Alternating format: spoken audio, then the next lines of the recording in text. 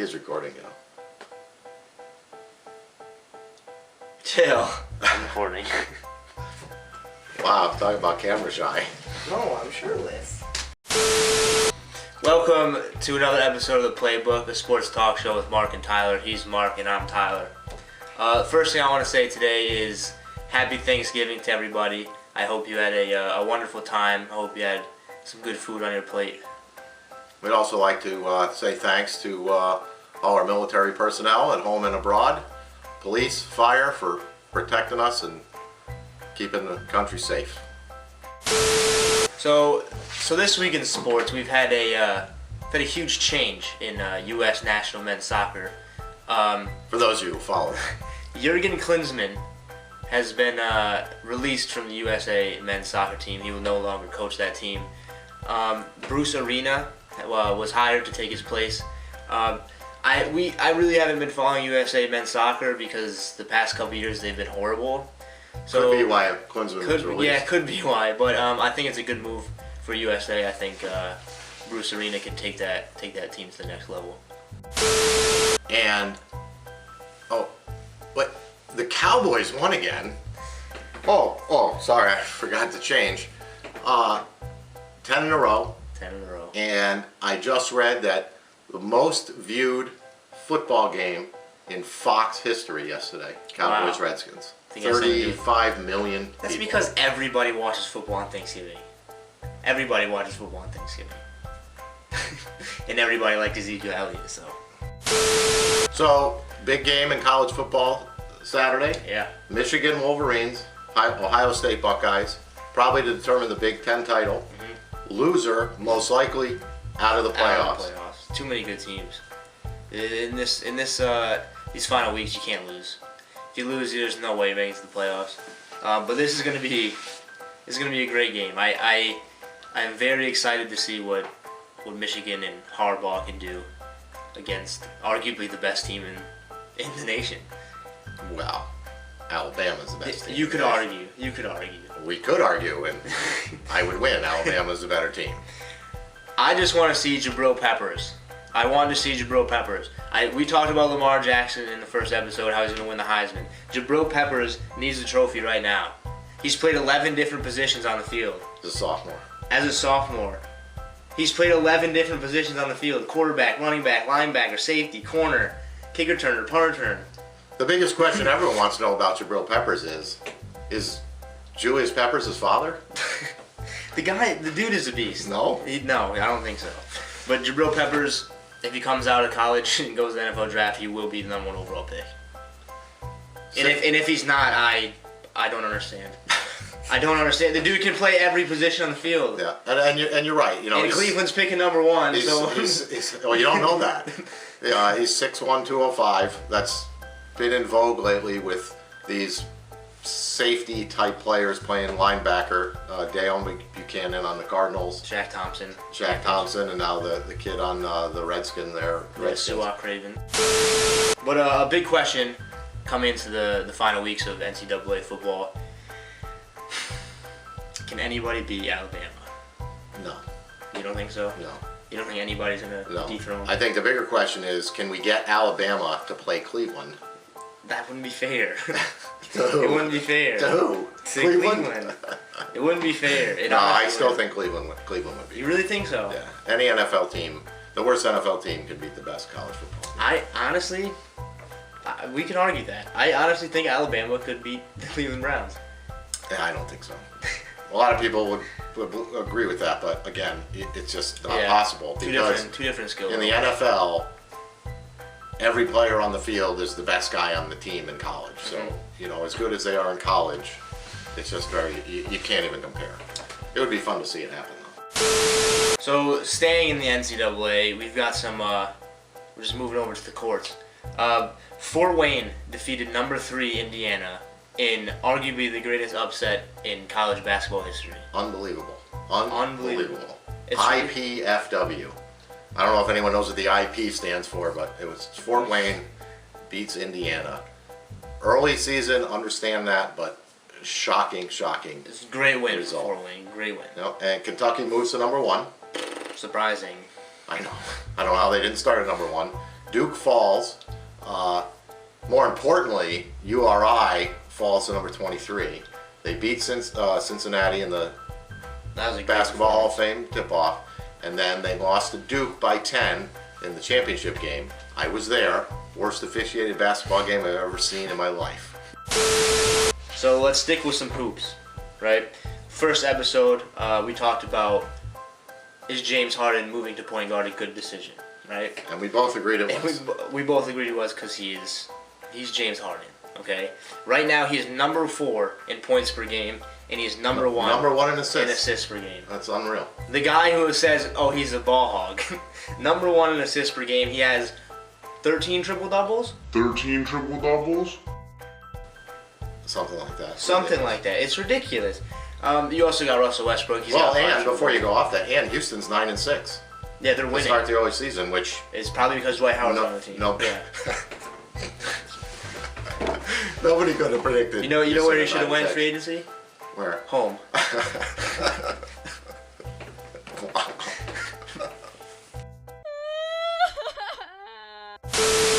All right, let's talk about Russell Westbrook. Arguably the best player in the league, right? 16 games in, he has 5 triple-doubles. It's ridiculous. I don't think that's ever happened. And you look at the numbers, you would think he has 16 triple-doubles. Yeah, he's averaging almost a triple-double. 30 points a game, 9 assists a game, and 10 rebounds a game. As a point guard. But they're not winning. They're 8-8. They just...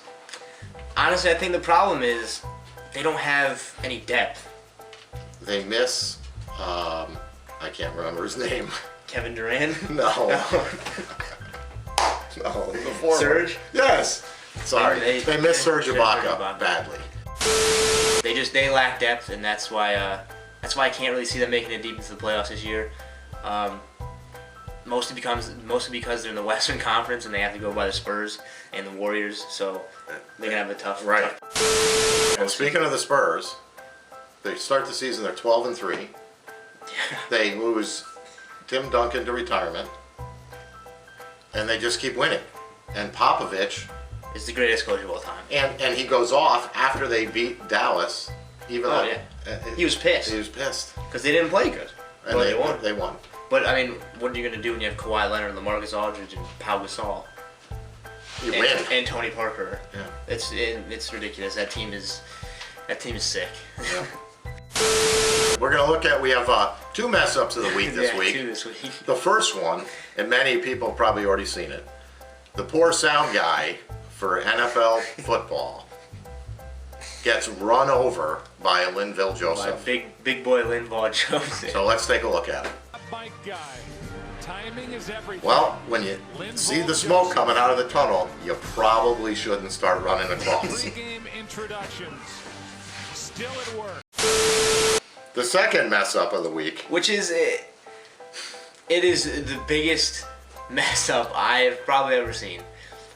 Serbian League 4 soccer. If you guys don't if anyone even knows what that is. And when you watch the video, it's hard to believe they're professional soccer players. Yeah, but this is the reason why I get mad at FIFA all the time.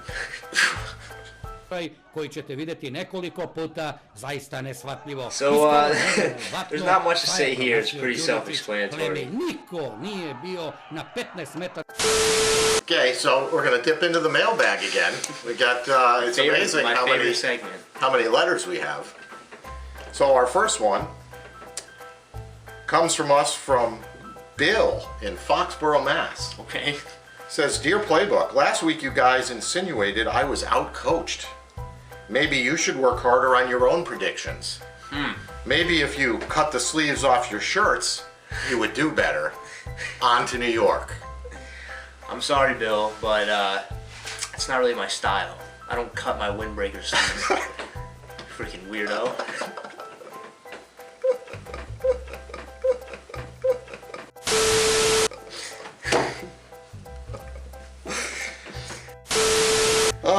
Our next one, I would do this in an accent, but I can't do the accent very well. Hey Tyler, good thing I didn't get knocked out, or all your American footballers wouldn't have a new celebration strut.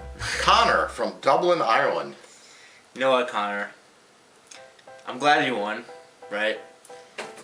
but your little stupid strut needs to go.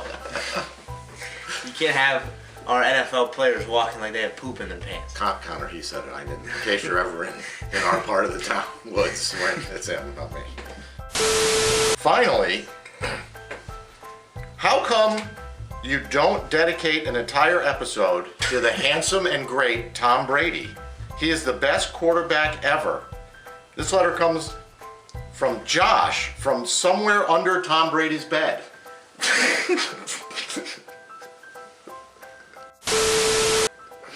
Oh.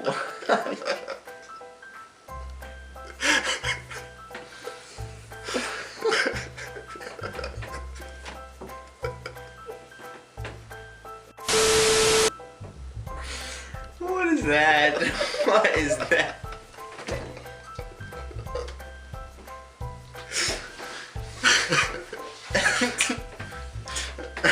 I don't have a response for that.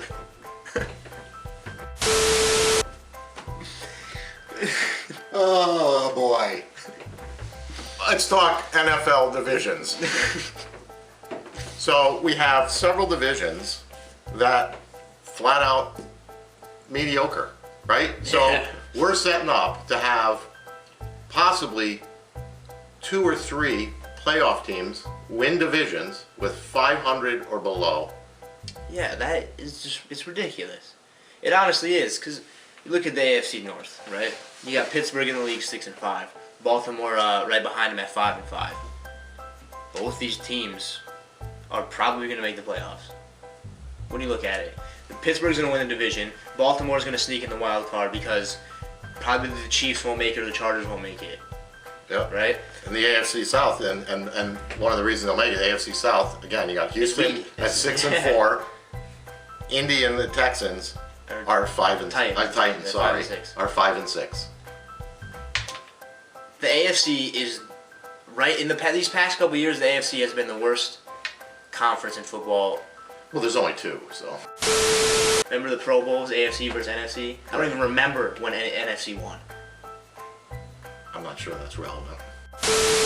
Yeah, but you know Baltimore's going to sneak in the wild card. Tennessee, they're probably going to go 8-8, maybe make the wild card, depending if they beat out the Colts. But I mean, yeah, it all depends on the Chargers and the Chiefs. Really, those are like the only teams that really decide the wild card in the AFC every year. And then the NFC, you got the same thing, right? The NFC South, Atlanta 6-4, Tampa Bay 5-5, mediocre. NFC North, Detroit just beat Minnesota yesterday. They're 7-4.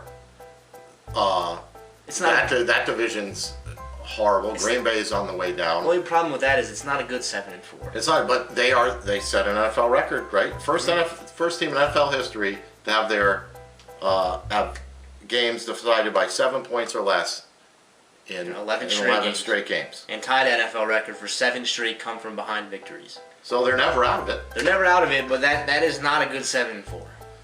It's not a But good it's a 7-4 nonetheless. I mean, you got the Vikings when 5-0. Oh, yikes. Now they're 6-5. Honestly, they are not making the playoffs. Yeah, they're struggling, and they have Dallas this week, a week from yesterday. So they're in trouble again. I think we're going to see some 9-7 teams, 8-8 teams, maybe some 7-9 teams make the playoffs.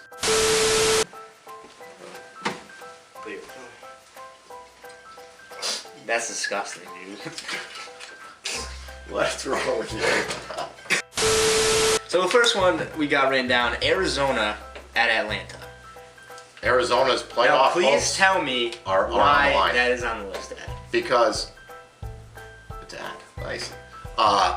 Because Arizona has to win this game, or their season's over. Let's face it.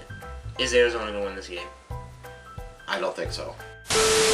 Kansas City, Denver. I think that's the always Sunday a night tough game. one. That's always a tough one. Kansas City losing at home last week against Tampa Bay. I'm not sure who that says more about, Tampa Bay or Kansas City. That was a shocker to me. They play Denver tough. That should be a good game. Should be a good game. I can see a close game.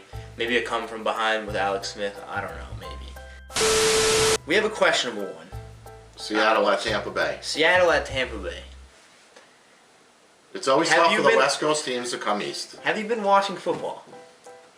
The Seattle Seahawks are back. Michael Bennett is coming back this week. The Tampa Bay Buccaneers stand 0 chance against the Seattle Seahawks. I don't know. They went into Kansas City. With Thomas Rawls coming back. He came back last week. But he's and coming back. Both sides, so he's all by himself. He's banged up, I think. I just think we'll find out. Tampa Bay's win at Kansas City last week was pretty impressive. It was impressive. So Kansas City's a tough place to go in and win. So we'll see. Again, West Coast teams coming east. That's always tough. You know, we'll see how they handle it. There's another one on here. Yep. It's questionable because this game might be littered with horrible plays. Okay, you got the New York Giants at the Cleveland Browns. I sense a bold prediction. We didn't do bold predictions this weekend. No, but I think we're gonna have one now. Here's mine. New York Giants, second in their division. Okay. Cleveland Browns, worst team in the NFL. The bagel. Last time I made a prediction about the Cleveland Browns, I was wrong. They did not beat the Steelers. They got scraped by the Steelers. But this week, for some reason, I have a feeling that the Cleveland Browns will beat the New York Giants. So Cleveland, get the parade route ready. Thank you again for rocking to the end of the video. We appreciate it. You had something to say, right? Yeah, we have 2 new subscribers now. We're in double digits. Double digits. Double digits. We're at 10 subscribers now, and I'm pumped.